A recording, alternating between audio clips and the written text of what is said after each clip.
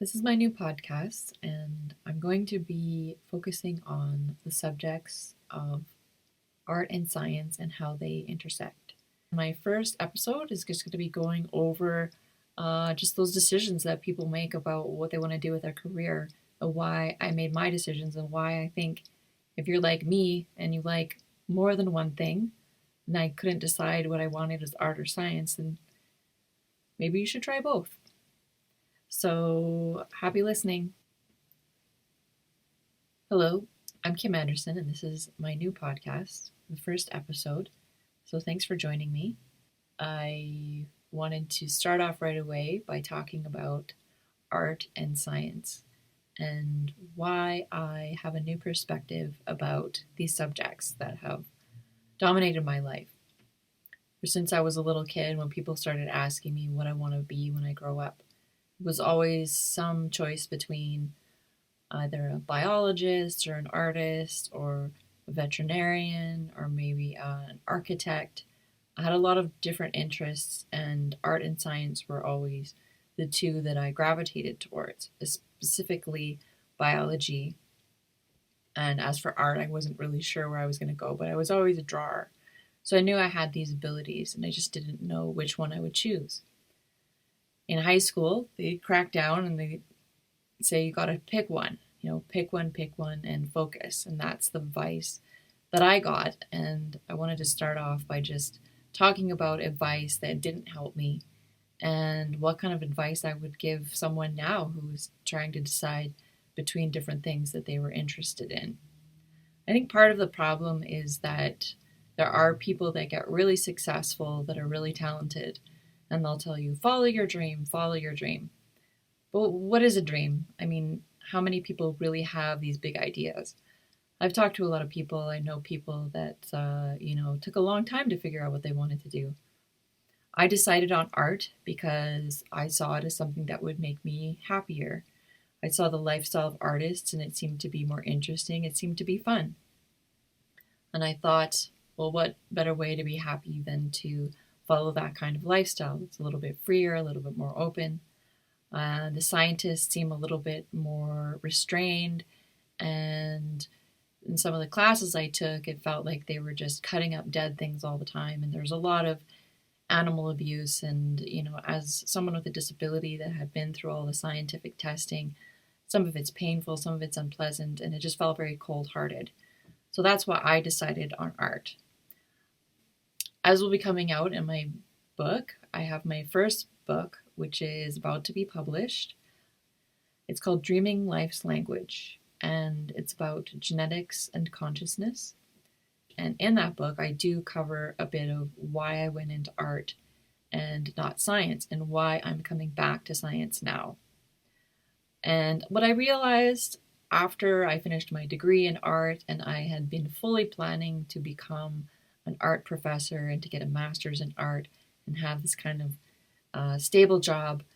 And what happened was I just realized that my disability was not going to allow me to continue in art. And my plans to have this stability were not going to work out.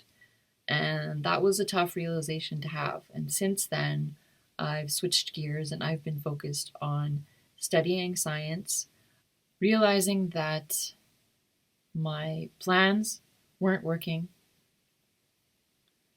was probably one of the biggest events of my life.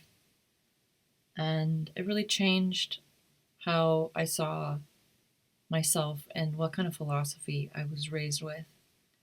And it's frustrating because saying the things I'm saying now and a lot of the things I write about is really going against the grain. I'm kind of questioning a lot of the currently accepted advice and questioning it a lot. And that's just because it didn't work for me, you know. The advice about follow your dream. Dreams are complicated. I think really a better word would be desire. Um, People don't say it like that, and I'm not sure why, because dreams are a strange world of upside down. But really, it's about what you desire. Using dream for such a big piece of advice to give people is pretty can be easily confused. I think especially for young people, dream means a bunch of different things. So follow your dream, even though most of the time when we talk about dreams, we talk about what happens when you go to sleep at night and we have a strange, inner theater of interacting with the world, but it's not real. Why would we use that as a goal, or to exchange with the word goal? Why don't we just use goals? Follow your goals. That would make more sense. But the other thing is that sometimes just following your own happiness and your own desire is that the things that we desire are often not what we thought. And they can often be a disappointment, I've watched people go through that. They absolutely love something and they go ahead and try it and realize either they're not that good at it, or it wasn't as fun as or as desirable as actually that they wanted. So it's strange advice because it takes away all the other complications of life and what we have to put into figuring out a career or figuring out what to do with our lives. And it's just across the board. I mean, I think I'm just sort of amazed at how many different kinds of people there are out there. And if you add into that life experiences, some people leave high school with like $1 million to spare. Some people don't leave high school at all and barely have anything to even survive. So the breadth of human experience is so huge that it kind of annoys me when you say things like that, follow your dream. And I know a lot of people that don't have one, they don't have a goal, they don't have a big thing in their career that they're going for. That's why there's so many small jobs that get filled, like managers and people working at grocery stores and all kinds of just sort of whatever jobs that are perfectly fulfilling in the terms of, that you're giving something back to everyone else and you're getting a paycheck and maybe you enjoy the people that you're working with, and that can be totally fulfilling. And yet very few people would say, oh, it's my dream to manage a grocery store. And yet that's what people end up doing. So the whole follow your dream thing can be a dead end. And that's what I realized. I finally realized was, what? There are three things. I identified three things. Not long after that, I found another philosophy, a guy who was talking about ikigai, which is a Japanese word. Maybe Japanese people might disagree with how he analyzed it, but he had a very similar thing that he realized about finding balance in your lives, because it has to do with finding balance in your life. And I'm not going to analyze the Japanese version of that. But what he had was 4 things, and he just added basically exactly what I realized, which is that there are the things that you love doing. They make you happy. You're attracted to them. There's the things that you're good at, that other people acknowledge that you're good at. Maybe you got good marks at them at school. And then there's opportunities. So there's what's available out there, what kind of jobs there are. As an artist, guess what? There are so many more people that want to be artists than there are people who want to buy art. And that's just really unfortunate, but that's the case.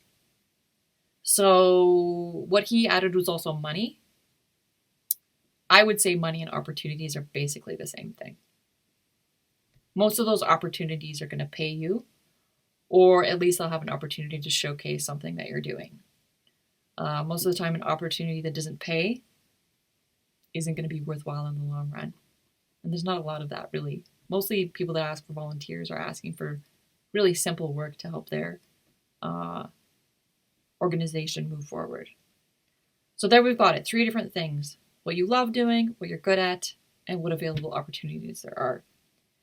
And so when you listen to these celebrities, maybe a musician or an actor, they've made it really big and they're making millions of dollars, and they're like, you just have to follow your dream.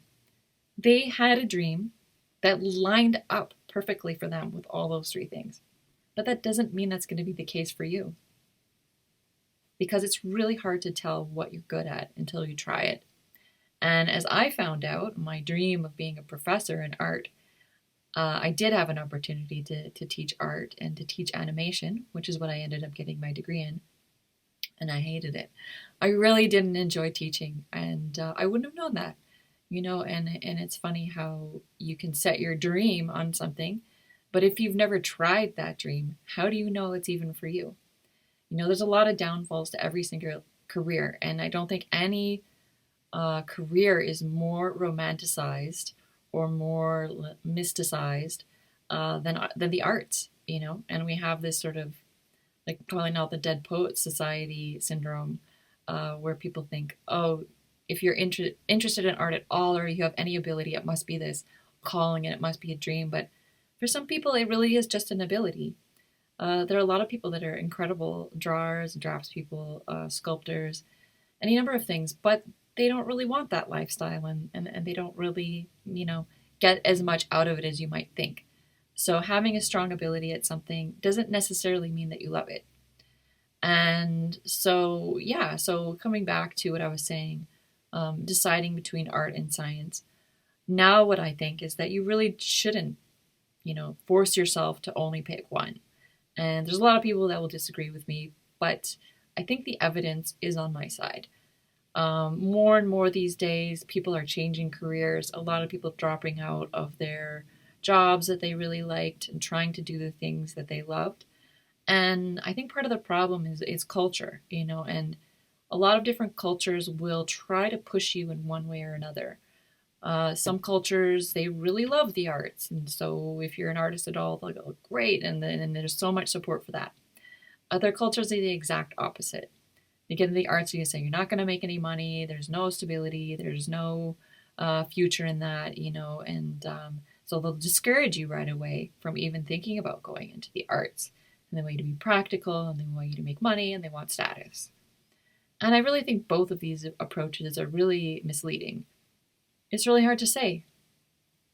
So investing in one simple view of career, I think, is a mistake. So the advice is that I would have given to myself back when I was 18, graduating from high school, is do it all. Don't just choose art. Don't narrow yourself. If I knew then that I liked both art and science, I would have said, try to keep them both going. Because in the end, what happens is after 5 years, the courses that you took in high school will no longer be recognized by a university. 5 years. So that's about as much time as it takes for, an average person to get a degree. It took me a lot longer because I chose to work part-time and travel. I didn't want to only focus on school. So it wasn't like that I was only focused on art, but I think academically, I didn't realize that I would lose out on having those prerequisites that I made such an effort to finish in high school. And by the time I came back 10 years later, 12 years later, to focus on it, it was gone. I mean, I still remember a little bit, but a lot of that, your brain just moves on. You don't remember all that information. Even people that do a full course load and follow the regular 4-year program at a degree, they still can't retain all of that information because there's so much, especially in the sciences. You just get it into your head, as quickly as you can, and you do your exams, and then at the end of that, a lot of time you're just burnt out. So retaining information is something that you can't ever hold on to forever. I've made quite a few films now, and because it was a few years between each one, every time I came back to post-production, even though the technology hadn't changed that much, I still had to relearn a lot because you just forget. It's normal to forget. And as you get older, you forget more and more as well. Just question that advice, follow your dream, especially if you're wondering what the hell that is and if you even have one. It's better to analyze yourself. It's better to, why go to school for all those years and get marks back and then don't take them seriously, And that was my problem. I really, my marks were better in biology. My marks were better in English. And my highest mark was typing. But now I can't type. But the signs were pointed that that could be a possibility, and I was aware that that was a possibility. But I think it's kind of sad that I ended up falling into just having to choose one. But that being said, the opportunity at that time was to either go to the University of Calgary, which is a bit of a drab, big university, and the Alberta College of Art was a smaller institution, easy to get around, beautiful grounds right next to a park overlooking the city with an amazing view. And it was fantastic. And inside, things were going on. It was creative, it was exciting. So, in a way, that was the opportunity, right? Maybe it wasn't what I was best at, and I ended up on the waiting list. What are the chances that you would end up in the city where this amazing opportunity is there? And so I wanted to try that, and I don't regret it. So you can do both. Get a double degree if you want. If you can't decide, you get your one degree, it was one thing that you were interested in, and then you're done. You want to move on to the next. Get another degree, get another job. So the degree thing and the university thing, I'm feeling nervous about it for the future, not just for myself, but for what's happening out there. The fact that things have gotten so political on campuses has been kind of mind blowing. I'm always one to sort of see the edge of side and the marginalized and all of that kind of thing. But I think that a lot of young people that get into that sort of radical politics don't really know how conventional it's become, that it's not as edgy as maybe you think it is. I remember going to the oldest university apparently in Europe, which is in Bologna in Italy, and I went to the campus and it was just so funny. There was graffiti everywhere, so many political slogans and statements. And I sat down on a bench and the guy sat beside me and he opened up his book thinking this is the old university, it's going to be something deep and intellectual. And it was a Peanuts comic book. And he just started laughing through this comic book. I thought, this is it. University is a bit of a joke. And we're a weird species. Like, what is it to have a university? I don't really see other animals engaging in the same level of like formalized education, and yet all of life is educational. I saw a really unusual thing last summer. There was a adult crow and a younger crow and a blue jay, and they were all very focused on something and communicating with each other. I was watching them and like they were looking at the ground, and I was like, is this blue jay, like it almost looked like the older crow was taking its kid to like, maybe that was their education, and the blue jay was explaining something to them. I didn't see any conflict. It didn't look like they were fighting at all. It looked like they were just communicating with each other. They're both corvids. They're very intelligent birds. So maybe there is an equivalent of that, but it doesn't have to be it doesn't have to be formal. It doesn't have to be intense. And I've basically done probably the equivalent of a degree completely outside of normal academia, just because of all the barriers. I think that it is liberating in a big way to educate yourself unconventionally. You always have to make sure that there are good sources for the information that you're getting, but there is so much available now online. But I'm studying it in my own way, and I think because of the internet now, there's so many options. There's really no excuse to let finding knowledge be too difficult. There's a lot of free material out there. There's a lot of also not very good quality, but you can find a lot out there. I know I use Coursera, which is a program that uses courses from all over the world from different universities, and a lot of different professors will offer courses, and most of them are for free unless you want to get your certification, and then there's a small fee, so it's much, much cheaper than university. I know a lot of people are suffering under a huge amount of student loan debt after going to university, and the prices are just getting higher, and a lot of good programs are shutting down, unfortunately. One of the programs that I really love, ethnobotany, that I'm considering now maybe pursuing in a master's, has been shutting down in a lot of places. Now there may be no longer any in Europe. There are some still in North America, I think in the Americas. But unfortunately, university is just like, it's not really what it used to be, and it isn't really a surefire way either to get a job or even to really get the education that you want. Because as was the case with my degree, it's very narrow and they want you to do very specific things. The other big piece of advice I would give to someone in their late teens or early 20s is you're going to be at your physical and mental peak in your 20s and probably not in your emotional maturity peak at all. So what that means is that with that physical energy, what things do you really want to do with your life that take physical energy? Anything that you want to do with your life that requires a lot of physical energy, you should be thinking about doing that in your 20s and saving the things that may be easier to do them later. Things. It's just something to be aware of. When you're young, just do all the jobs that you can. Just do anything that's available and see how it goes. So long as it's not unethical or, dangerous, just try it, especially if you have the physical stamina to do a more physical job. There are jobs out there right now that nobody knew existed.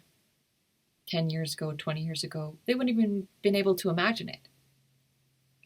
There's jobs in the future that don't exist now. So how can we say you're going to have security at any of these jobs?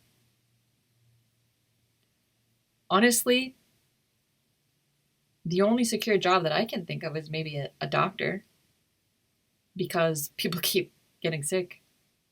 Anything in the financial industry could be changing a lot. Any of the resource extraction industries could be changing a lot.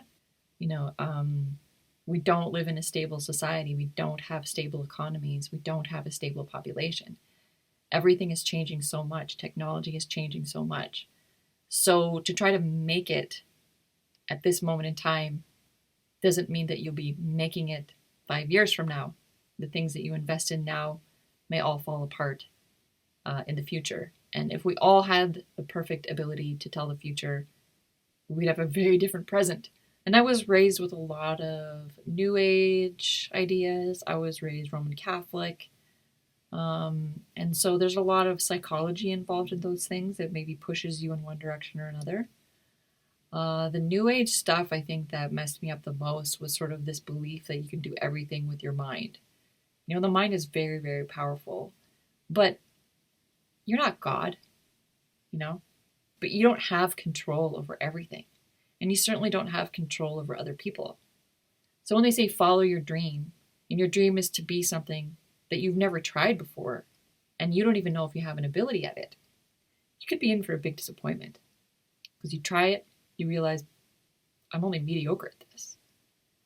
And when I went to art school, I did realize I was mediocre at a lot of the other art forms besides drawing.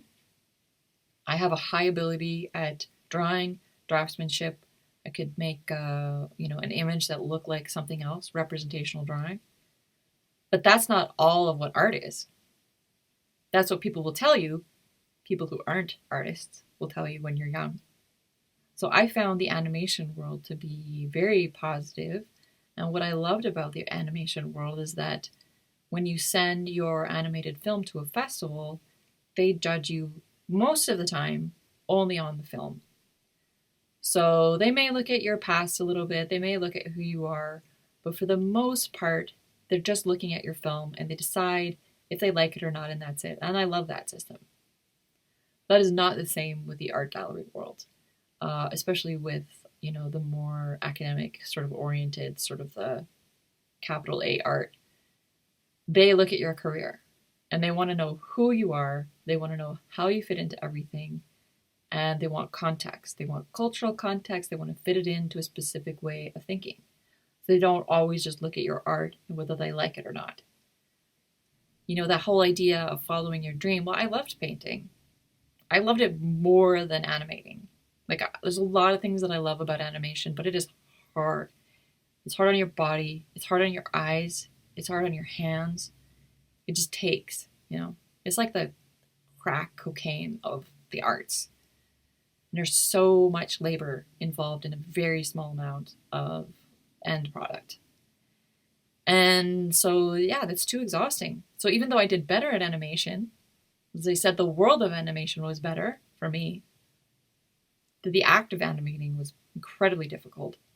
So if you just go back and forth between these three things, what you love or just like. Maybe you don't love anything. Maybe you're not passionate about anything. I've met people like that. What do you like the most? What are you good at? What are your marks at? What are other people tell you that you're good at, and like that you could objectively see? Because subjectively we might tell ourselves we're good at something, but unless you've tried it. So the things that you've tried and that you know you're good at, and beyond just your parents, again, because they are sometimes not very objective, because they want to see certain things and they can mirror their own um, abilities or talents or inadequacies even onto you.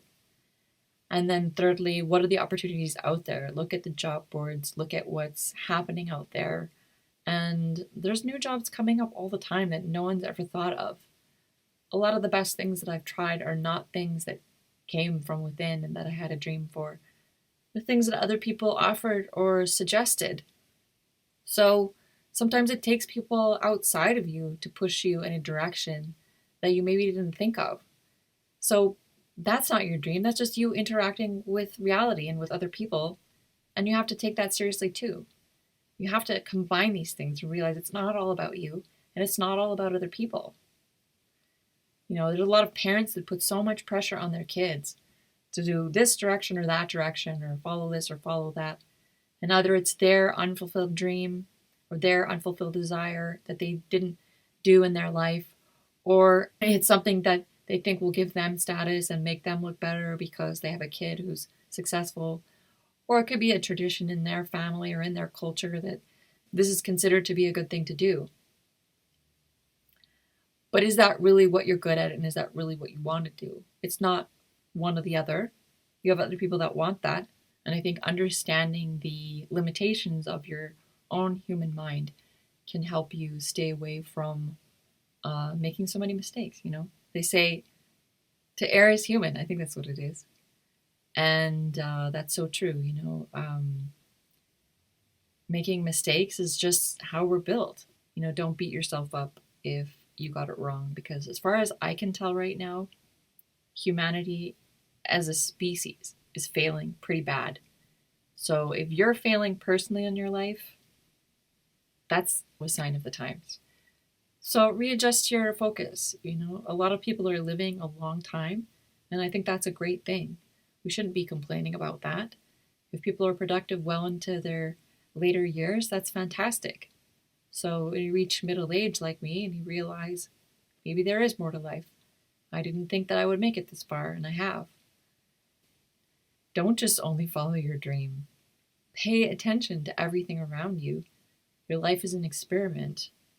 It's an anecdote, but it's your anecdote. So you, along with everyone else's anecdote, creates reality. Your reality is everyone else's environment and their context. So we're all influencing each other so much. Hopefully there are more jobs in the future so we can clean up some of the masses that we've started and that are accumulating everywhere. Sometimes the best jobs out there is just people that go out into the ocean and clean up plastic, or go through the wooded areas or even the parks. I've gone to Europe and seen some of the parks there and some of the places that they call rich countries. And there's shopping carts floating through the rivers and trash everywhere. It blew my mind. So a lot of the world is covered in trash. You want to know the best job that you could ever do, and there's opportunities, just go out and start cleaning that up. That's the best you can do for anyone if you don't make money at it.